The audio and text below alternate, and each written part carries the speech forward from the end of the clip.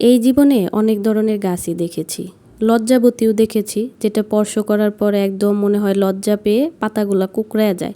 কিন্তু এরকম অজ্ঞান হয়ে যাওয়ার মতো গাছ কখনো দেখিনি, যেটা একদিন পানি না দিলেই মনে হয় যে অজ্ঞান হয়ে যায়।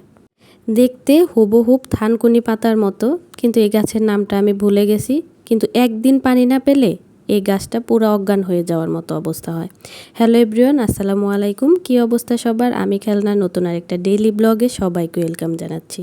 মেয়েদের জীবনে সবচেয়ে বড় সমস্যা হচ্ছে মার্কেটে যাওয়া কিংবা বাজার করতে যাওয়া। যদি বাসার থেকে বলে যায় যে একটা জিনিস কিনবো, সেটা কখনোই হয় না। এই যে যেমন ধরেন, আজকে আমি বাসার থেকে নিয়ত করে গিয়েছিলাম যে শুধু ক্রিম আর ফেস ওয়াশ আনবো, কিন্তু যাওয়ার পর হয়েছে তার উল্টোটা। যেইটা দেখি সেটা দেখলেই মনে হয় আমার এটাই বাসায় নিয়ে যেতে হবে, এটাই বাসায় দরকার। তো চিন্তা ভাবনা করতে করতে অনেকগুলো জিনিস কিনে ফেলেছি। বাসায় আসার পর কিছু বাস্কেট কিনেছিলাম, একদম ছোট ছোট বাস্কেটগুলো আমার খুবই দরকার ছিল। ছোট ছোট জিনিসগুলো শুধু হারিয়ে ফেলি আমি, তার কারণে ভাবলাম একটা ড্রেসিং টেবিলের সামনে, একটা বেসিনের সামনে আর একটা রান্নাঘরে রাখা যাবে টুকিটাকি ছোট ছোট যে জিনিসগুলো হয় এই জিনিসগুলো রাখার জন্য। তো তিনটার মাঝখান থেকে পিঙ্ক কালারটা আমি ড্রেসিং টেবিলের সামনে দিয়ে দিলাম ছোট ছোট জিনিসগুলো রাখার জন্য। এই তো দেখেন কি সুন্দর লাগতেছে। আরেকটা হচ্ছে, এটা হচ্ছে পেস্ট কালার, এইটা আমি বেসিনের সামনে দিয়ে দিচ্ছি ফেস ওয়াশ, তারপরে হচ্ছে পেস্ট, এইগুলা রাখার জন্য, যেহেতু একটা বাস্কেটের মধ্যে রাখা যায়।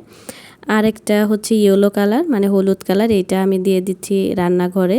এটাতে ওই কি বলে থালা বাসন মাজার যে ডিশ ওয়াশটা হয় ওইটা রাখা, আর একটা মামপট রাখার জন্য। সাথে আমি কিছু সবজিও নিয়ে এসেছিলাম। সবজি কিনতে গিয়ে তো আমার মানে খুব নাজেহাল অবস্থা, সব কিছুর এত পরিমাণ দাম। এই দুইটা বেগুনের দাম 100 টাকা, মানে 200 টাকা কেজি বেগুন, দুইটা বেগুনের দাম 100 টাকা। কিছুই করার নাই, বেগুন ভাজি অনেক দিন যাবৎ খাই না, আমার অনেক ইচ্ছা করতেছিল বেগুন ভাজি খাওয়ার জন্য, তাই ভাবলাম যে নিয়ে যাই। বেগুনের সাথে কিছু পুঁই শাক নিয়েছিলাম, চাল কুমড়ো নিয়েছি, আর নিয়েছি লেবু।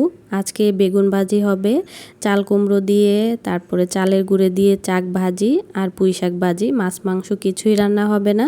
অনেক দিন যাবৎ মাংস খেতে খেতে আর ওইগুলা খেতে ইচ্ছে করছে না, তাই ভাবলাম যে শাক সবজিই খাওয়া যাক। যদিও আমার বেগুন ভাজি খাওয়ার পর অনেকটা কষ্ট পেতে হয়, কারণ গ্যাসের সমস্যা হয়, তারপরেও খাই, কারণ বেগুন ভাজি আমার কাছে অনেক বেশি ভালো লাগে গরম ভাতের সাথে। আর এই যে চাল কুমড়োটা একদম পাতলা পাতলা করে কেটে নিচ্ছি, এটাকে আমি চাউলের গুঁড়ি দিয়ে চাক ভাজি করব। অনেকে চাউলের গুঁড়ি ছাড়াও একটু মোটা করে মাছ ভাজি যেরকম করে করে ওই রকম করেও চাক ভাজি করে। তো সাথে আমি কিছু পুঁই শাক কেটে নিচ্ছি, যেগুলো এখন কেটে নিচ্ছি ওইগুলো আমি রান্না করার জন্য রেখে দেব। আর কিছু শাক কেটে নেব ভাজি করার জন্য। বেশিরভাগ সময় এই শাক সবজিগুলো আমাকে একাই খেতে হয়, আর কেউ খায় না। দেখা যায় যে একদিন রান্না করলে আমাকে 2 দিন খেতে হয় এইগুলো, কিন্তু তারপরেও আমার কাছে শাক সবজিই বেশি ভালো লাগে ওই মাছ মাংসর থেকে। আর বিশেষ করে শুটকি ভর্তা হলে তো কথাই নেই, শুটকি আমার অনেক পছন্দ। তো এদিকে সব সবজি কাটাকুটি করার পর ধুয়ে পরিষ্কার করে আমি এদিকে শাকটা বসিয়ে দিলাম। শাকটা একদম বাগার দিয়ে বসিয়ে দিয়েছি। এরপরে আমি এই বেগুনগুলোকে হলুদ মরিচ লবণ এইগুলো দিয়ে একটু 5 মিনিটের মতো মাখাইয়া রেখে দেব, যাতে একটু মশলাগুলো বেগুনের ভিতরে একদম সুন্দরভাবে ঢুকে যায়। আজকে রান্না করার সময় আমি ক্যামেরাটা কোনোভাবেই সেট করতে পারতেছিলাম না, কেন জানি সেট হচ্ছিল না। ট্রাইপডটা অনেক বেশি মানে নড়াচড়া করতেছিল, ঠিক জায়গায় বসাতে পারতেছিলাম না, যার কারণে ভিডিওগুলা কেমন যেন চ্যাপ্টা চ্যাপ্টা টাইপের হয়ে গিয়েছে। ভিডিওগুলো এডিট করার সময় আমার কাছেই দেখে কেমন যেন একটু বিরক্তকর লাগতেছিল। যাই হোক, তারপরেও ভিডিওটা এডিট করে ফেলেছি, যেহেতু ভাবলাম যে ভয়েসটা দিয়ে ভিডিওটা আপলোড করে দিই।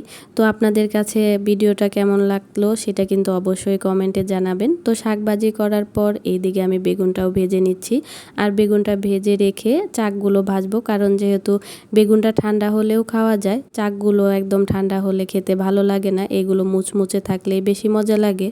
দুপুরের খাবার খাওয়ার একদম আগ মুহূর্তে এগুলোকে ভেজে নিয়েছি, কারণ এগুলো ঠান্ডা খেতে আমার একদমই ভালো লাগে না, এগুলো বাসার কেউই ঠান্ডা পছন্দ করে না। তো এই হচ্ছে দুপুরের খাবার, চাক ভাজি, শাক ভাজি, বেগুন ভাজি, আর আগের দিনের একটু মাংস রান্না ছিল সেইটা, আর এটা হচ্ছে বিকেলের নাস্তা ডাল পুরি। তো এইটা অনেক বেশি মজা হয়েছিল, সত্যি বলতে সবগুলো রান্নাই অনেক বেশি মজা হয়েছিল। বিকেলের নাস্তায় কিংবা সন্ধ্যার নাস্তায় এরকম ডাল পুরি কিংবা লুচি সবজি এগুলা হলে কিন্তু মন্দ হয় না। তো আমিও আজকে যেহেতু আগের ডাল ছিল সেইগুলোকে দিয়ে ডাল পুরি বানিয়ে নিয়েছি। এই হচ্ছে ডাল পুরির একদম ফাইনাল লুক, একদম তুলতুলে হয়েছিল আর ভিতরে ছিল ডাল। তো আজকের ভিডিওটা আপনাদের কেমন লাগলো তা অবশ্যই জানাবেন। আজকের মতো এই পর্যন্তই। ভালো থাকবেন, সুস্থ থাকবেন। আল্লাহ হাফেজ।